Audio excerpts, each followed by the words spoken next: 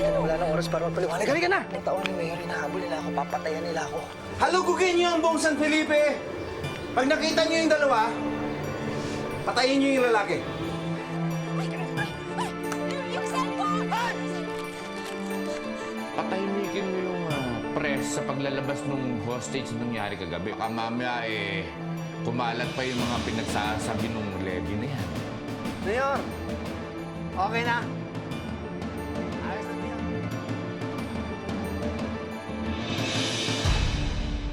Tarantado talaga yung snatcher na yun. Doon pa sa pasikot-sikot dumakay, di ko nabutan. Hayaan mo na kasi, ang importante ligtas ka. Tsaka natawagan ko na naman si nanay. Sinabi ko na ligtas tayong dalawa.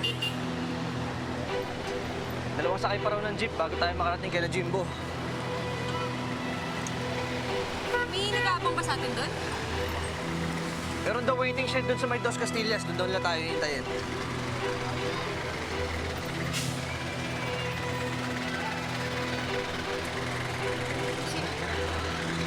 Boss, para!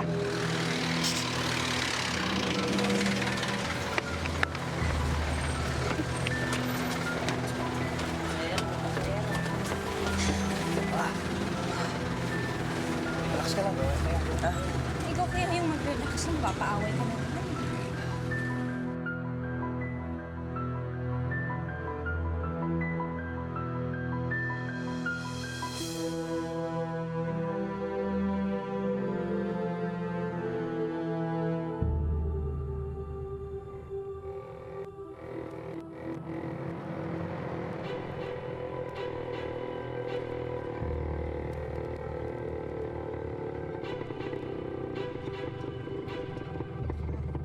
Ito po, oh.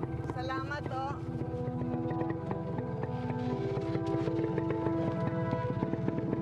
Oh. Anak, andito na tayo sa San Felipe. At ba gusto mo dito pumunta? Meron ka bang kakilala dito? May naaalala ko eh. Taga dito daw siya. Sa kanya ko itatanong si Levi. Anita!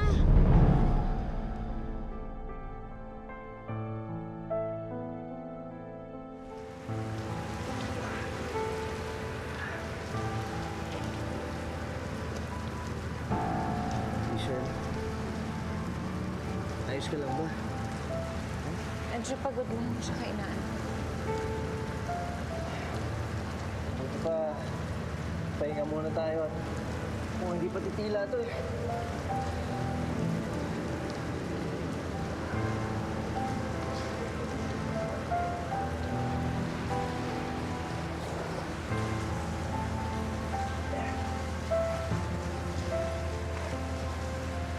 Ito, ano tayo dito?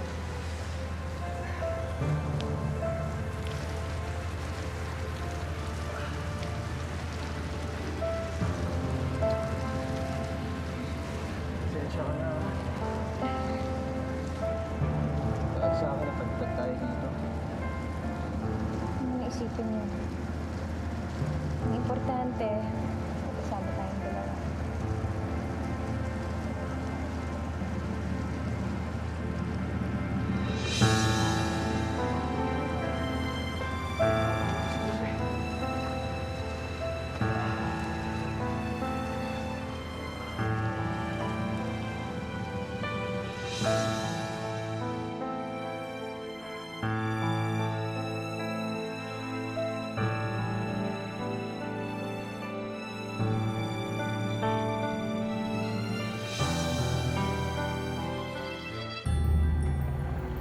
Naikalat na ba yung mukha ng kriminal na yon? Opo, Mayor. Good. Pati sa karating bayan, ipaskill nyo yung pagmumukha nun doon sa maraming nakakakita. Wala pa bang yung informer na nakakita sa kanila? Meron na, Mayor. Inaantay ko na nga lang eh. Parating na. Ito, tingnan mo nga, pag-check mo nga kung di na. Sige po. Maaasahan ba yan?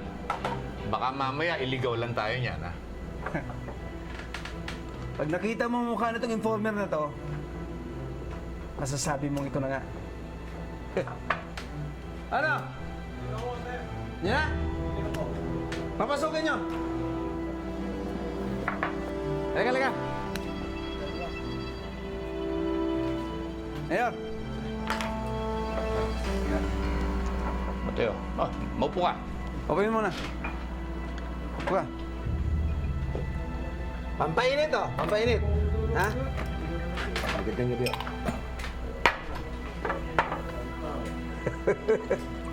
Yan! Grabe. Ayan. Takas ng ulan. Ano ba yan? Kasi gago to eh. Nag-aaya kasi to, parang gago.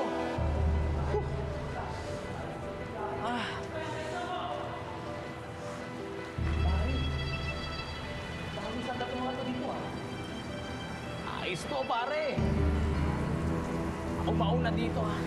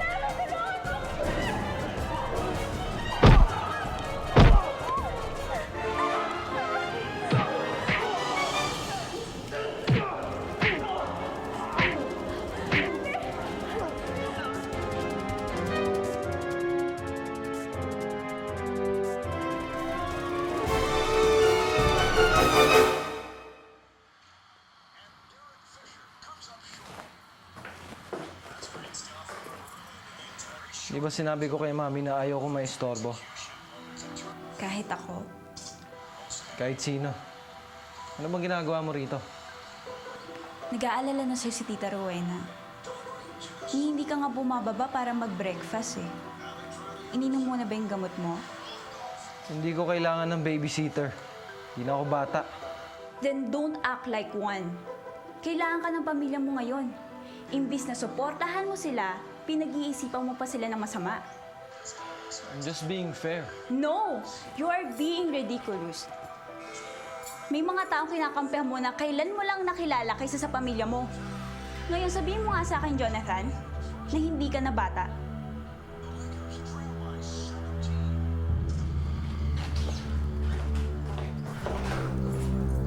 Grow up.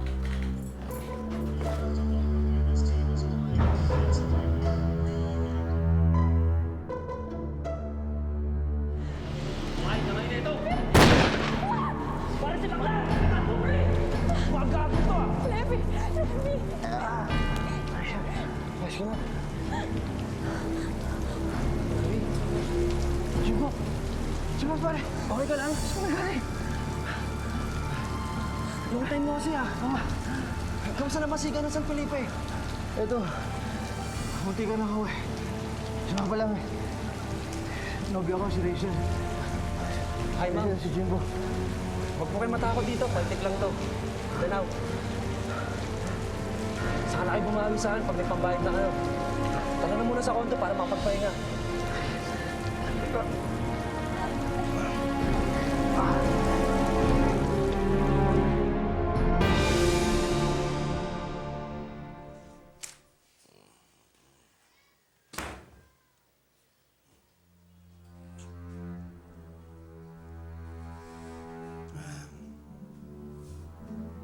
Ang lakas naman ng loob mong maglasing pa habang nawawala ang anak mo.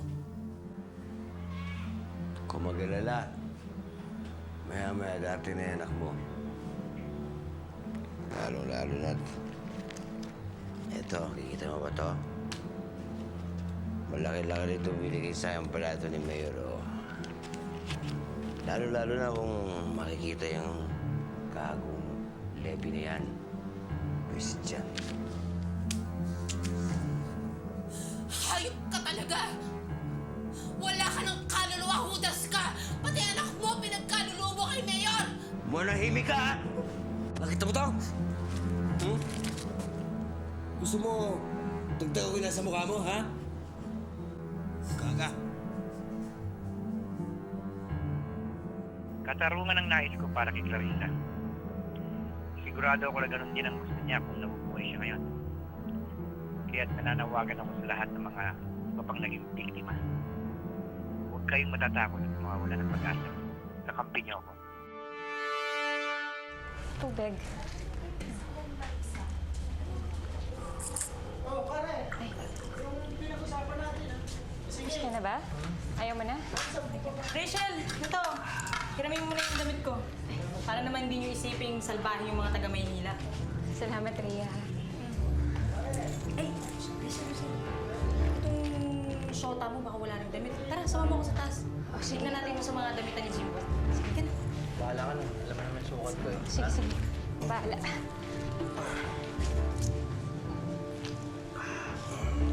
Pare! Ay, pinabili kong isda. Nandiyan na ba? Naluto na. Sige. Mamaya. Dapat nga pala. Pasensya na. Talagang inaalas eh. Sabi mo, nawalan pa kami ng cellphone. Napag-tripan pa kami. Kaya talagang walang-wala eh. Pera, damit, kain. Gusto mo ba magkapera ng mabilis? Oo naman. Paano ba? Marunong ako magmaneho. Okay din ako sa construction, ha? Hindi kailangan ng experience, tol. Suntukan at tibay ng dibdib ang kailangan.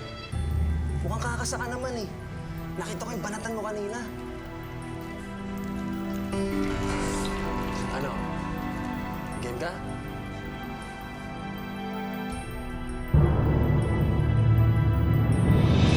Ano, Levi? Pwede kita sama bukas para makita mo kung paano. Saan kayo pupunta?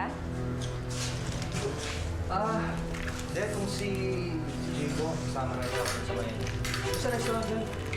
Baka raw pwede akong masukang janitor o kaya nag-uupos ng tingin. Basta masali lang, parang hindi kaya pagbigat dito sa aming dalawa.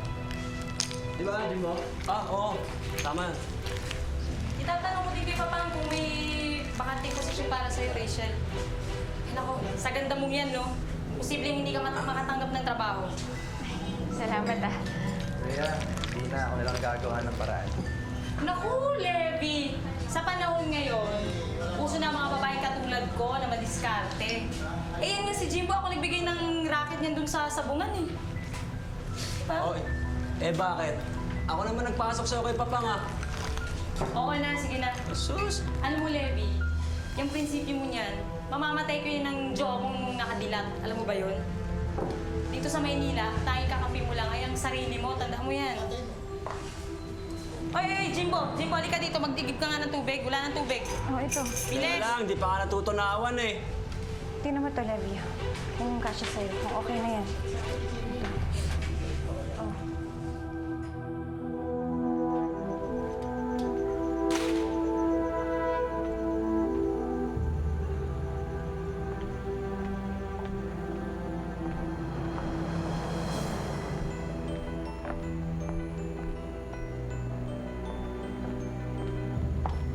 Jonathan? Kanina pa ho kayo nandyan. Galing kami ng daddy mo sa outreach and he wanted me to check you right away. It's time for your shot. Salamat ho. Ma, may balita na ho ba kay Levi? Wala pa. Don't worry about it. Masama sa'yo yung nag-iisip masyado.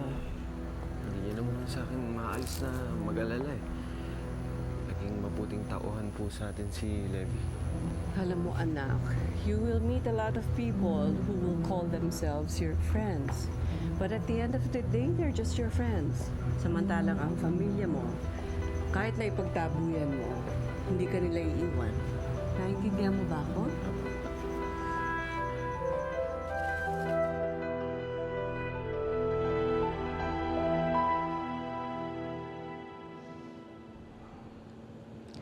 Hanggang ngayon ba, iniisip mo pa rin yung sinabi ni Leia? Ayoko lang naman yung pati ikaw mahihirapan eh. Levi, hindi mo naman kailangan patunayan yung sarili mo sa akin eh. Alam mo, sa sitwasyon natin ngayon, ang dapat magtulungan tayo. Pero hindi ka pa sanay dito sa Maynila. Alam mo naman, delikado dito eh. Delikado? Kahit naman sa San Felipe, hindi tayo ligtas ha. Alam mo, kaya kong tiisin ng lahat para lang sa pamilya ko. Para sa'yo. Hindi naman ako papayag na nakatunganga lang ako habang nagtatrabaho ka para buhayin ako. O sige, basta itong ipangako mo sa akin. Pag nakahanap na ako ng malaki-laking pera at maayos na tayo, titigil ka na sa pagtatrabaho mo. Sabi mo yan, ha? Siyempre gusto ko, bahay ka na lang. Nag-aalaga ka na lang ng mga maliliit at makukulit na Levi. Mga maliliit at bakit? Ilan ba gusto mong Levi? 4? 5? 6 siguro. Oo, marami talaga. Kaya Hindi niya karami, ha? simulan na natin ngayon.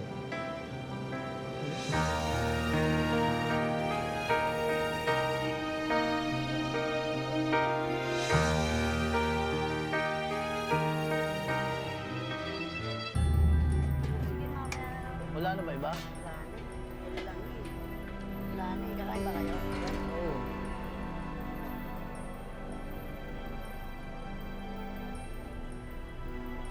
Uy, manang, alis dyan. Mamaya magasgasan mo eh. Mas mahal pa sa buhay mo to. Boss, ano hanap niyo? Judes, babae o parking? Ito, kilala mo? Opo, boss. Sigurado ka? Opo, boss. Kilala ko yan. Teka, samahan mo ako.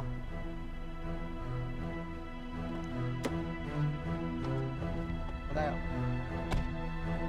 Diretso lang, boss.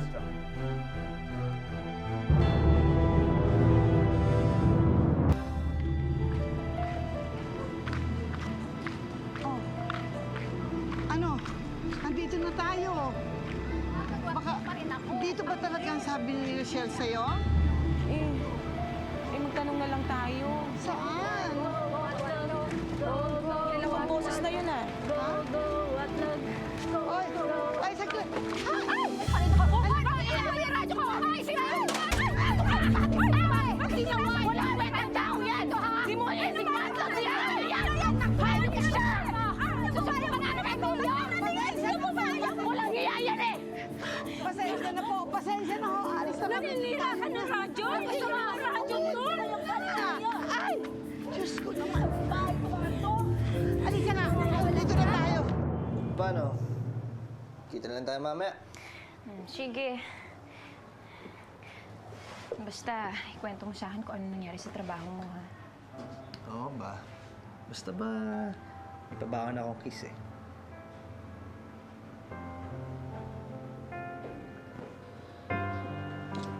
Uy! Tigilan niyo na kayong harutan yung dalawa dyan. Levi, tara na, alis tayo. Paano ko na kami? Ingat kayo, ha? Sige. Ingat.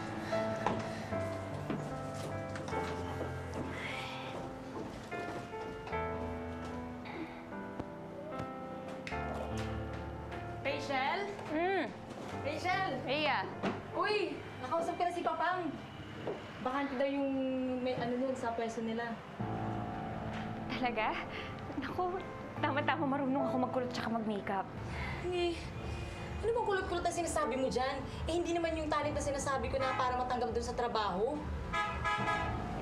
Ano ibig mo sabihin? Ganito yun. Si Papang, siya yung manager ng massage parlor. Papahanap siya ng mga magagandang babae para turuan nila magmasahe. Ano?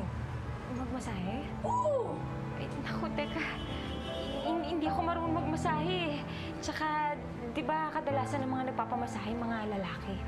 Kung hindi ako papayagan ni Levi niyan. Sus, ito naman, no? Tuturuan ka lang nila magmasahe. Kung ayaw mo ng extra money, edi huwag ka magpa-extra service. Kaka, wala akong planong ibenta ang sarili ko eh. Edi wala! Sus, yun lang pala eh.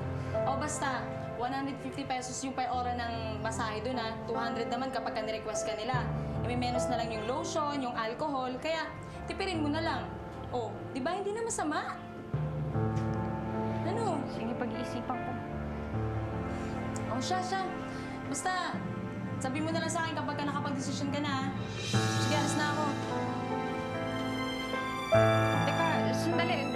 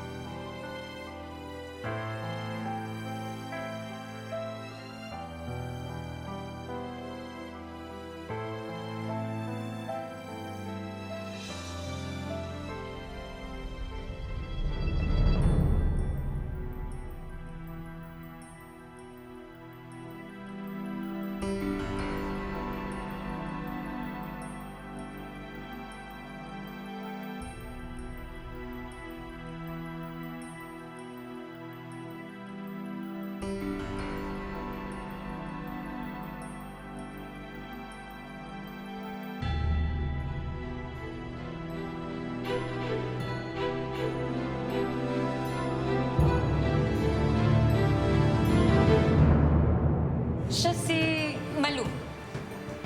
Ang sa akin lang po, kung ano po yung kaya kong ibigay na serbisyo, yun lang po. Walang dagdag, walang kulang. Nasaan si Rachel? Ayun, pinapasok ko na sa massage parlor. Massage parlor? Wala kami kasalanan ni Levi sa'yo! Sa akin wala!